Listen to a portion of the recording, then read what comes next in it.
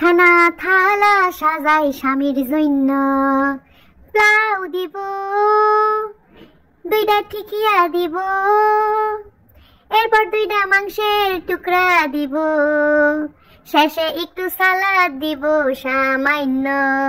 একটা থালা সাজাই স্বামীর জন্য, একটা থালা সাজাই স্বামীর জন্য। Hello everyone, it's me Shahina সুলতানার সাথে welcome to my Sultana's daily blog.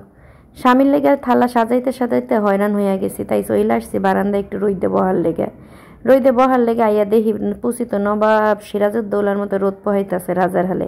জাগা বেশিক্ষণ তার বারান্দায় বইয়া থাকা যাইব না, আজকে অনেক কিছু আমার রাঁধতে হইব মোর স্বামীর লেগা।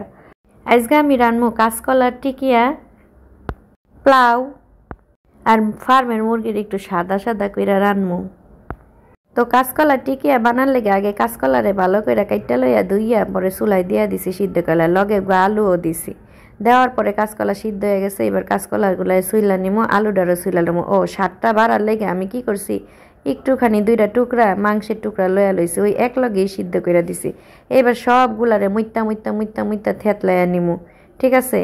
থেতলাইয়া তারপরে এটির মধ্যে হইলো সামান্য কিছু মশলা অ্যাড করবো। পেঁয়াজের বেরেস্তা দিলে আমার কাছে টিকিয়ার মধ্যে খুব ভালো একটা ফ্লেভার লাগে। এরপর ধনিয়া পাতা, কাঁচামরিচ, চিলি ফ্লেক্স দিয়া মাহায়া থুইয়া দিমু। এদিক দিয়া যে কড়াইটার মধ্যে পেঁয়াজ বেরেস্তা করছি, সেই কড়াইটার মধ্যে পেঁয়াজ বাটা, আদা বাটা, রসুন বাটা দিয়ে ভালো করে কষামু। এবার গরম মশলা দিয়ে আবার কষাইতে দিমু। এই ফাঁকে আবার আমি কি করলাম, গেরান বাইরে হইতে থাক, ওই দিক দিয়ে আমি এই দিক দিয়ে চিকেনটারে ফ্লাশ করে নিলাম। তারপরে বাকি আর যেই জিনিসগুলো দিতে পারি নাই, যেমন ধইনা গুঁড়া, জিরার গুঁড়া, হলুদের গুঁড়া, মরিচের গুঁড়া, লবণ, এই যে সব কিছু দিয়ে তারপরে আবার মইথা থুইয়া দিছি। এরপরে আবার এই জায়গায় বেঁকাইছি, কিছু কাঁচামরিচ দিয়া দিছি। তারপর হলো বাকি মশলা দিয়া লবণ দিয়া ভালো করে কষাইয়া পানি ডাইলা দিছি। এর মধ্যে একটু সামান্য দুধ দিয়া দিছি। সামান্য বলতে ওই যে 10টি হাইকা দুধের প্যাকেট আছে না, ওই প্যাকেটাই নিয়ে দিয়া দিছি। যাই হোক, এরপর ভালো করে কষাইয়া ফার্মের মুরগির মাংসগুলারে দিয়া দিছি। তো মাংসগুলারে দিয়া এরপরে এই ঝোলটার মধ্যে হুড়াটার মধ্যে ভালো করে কষাইয়া লইতে হইব, ভালো করে, খুব ভালো করে। যত কষামু তত বেশি মাংসের স্বাদ বাইরেইব। তারপর ঢাকনাটা দিয়া ঢাকা দিয়া দিমু। গ্রামে একটা প্রবাদ আছে যে নারীরা হইলো যে শতভুজা, নারীরা হইলো যে এক লগে 10টা হাত থাকতে হয়। এই যে দেখেন, একদিক দিয়ে মাংস রান্ধি, একদিক দিয়ে কলার টিকিয়া বানানোর লেগে প্রস্তুতি, অন্য দিক দিয়ে আরেক চুলায় পোলাও বহাই দিছি। মানে হাত দুইটা হইলে কি হইব, কাম কিন্তু করতে হইব ব্যাপারটা। এই লেগে কোনো থামাথামি নেই, সব কিছু করতে হইব। এই কারণে সব দিক দিয়ে কাম চলতেছে আর আপনাদের লগে ভিডিওটা শেয়ার করতেছে। এটা খালি আমার লেগে না, পৃথিবীর ভিতরে প্রত্যেকটা নারী কিন্তু কি খাওয়ান, ঘুম আর হইলো প্রত্যেক দিন কি রানবো রাইতে ঘুমায় এইটা ভাবা ছাড়া আর কোনো কাম নেই।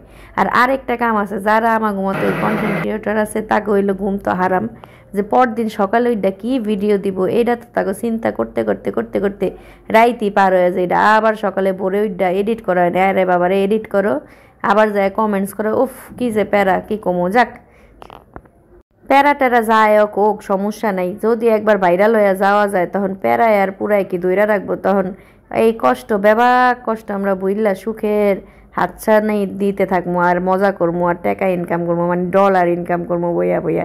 আচ্ছা যাক, ফেসবুকে কাজ করতে হলে অবশ্যই ধৈর্যের দরকার আছে। আমি কমু জাগো ধৈর্য নাই, তাকে কাজ করার দরকারও নেই। আমি যেই পর্যন্ত কয়টা পেজ খুললাম আর কয়টা পেজ বন্ধ করলাম আল্লাহ মাহবুদি ভালো জানে। তারপরে ভাবছি যে এবার ধৈর্য দুইটা দাঁতের উপর দাঁত কামড়াই আর খিসমাইরা বইয়া থাম, যতদিন না পর্যন্ত ভাইরাল দেহি। এই ফেসবুক আলা আমার এই অবাগিরে ভাইরাল করেনি। ওই যে কইছিলাম যে আজকে এগুলা সব রানমতো রাইন দেয়। প্রথমে স্বামীর জন্য আগে প্লেটটা সাজাইতাছি। স্বামী পরে মশ্বর, স্বামীকে বলা হয়, তাই স্বামীর জন্য এই প্লেটটা সুন্দর করে সাজাইলাম। মন প্রাণ সব কিছু দিয়ে স্বামীর লেগে প্লেটটা সাজায় তারপর নিজে খাইতে বইলাম। নিজের প্লেটও হাজায়া লয়া বইছি, যেহেতু ভিডিও করতে হইব, নাইলে কিন্তু একটা লইতাম একটা খাইতাম। যাই হোক, এখন নিজে টিকিয়াটা দিয়া খাইয়া দেই। ও মা গো মা, নিজের রান্না যে এত মজা হইতে পারে এটা নিজে না খাইলে জীবনে বুঝতামই না। আসলে আমার রান্নার প্রশংসা করতেছি আমি নিজেই। খুবই মজা হয়েছে, কি কমো তোমা করে কও। নিজের ডোল নিজের ফিডানো ছাড়া আর কোনো কিছু করার নেই। তো এই তো রান্না বাড়া করলাম, সব কিছু অনেকক্ষণ টাইম লাগে আর খাইতে লাগলো না 2 মিনিট। এইটাই হইলো বাস্তব, বুঝছো। তো আমি খাইতে থাকি আর তোমার করে আইও দাওয়াত দিলাম, খাইয়া যাইও আইয়া, যে কোনো টাইমে আইলেই মুই রান্দা খাওয়ামো। যদিও রান্দাটা তেমন একটা ভালো না আমার কাছে, কিন্তু আমার রান্দা অনেক ভালো লাগে। তো আজকে এই পর্যন্তই, দেখা হবে অন্য কোনো ভিডিওতে। আর সবাই ভালো থাইকো, সুস্থ থাকা, আর আমাকে লেগে দোয়া করো, একজন আরেকজনের লেগে দোয়া করতে থাকি যাতে আমরা ভাইরাল হয়ে যাই, বুঝছনি।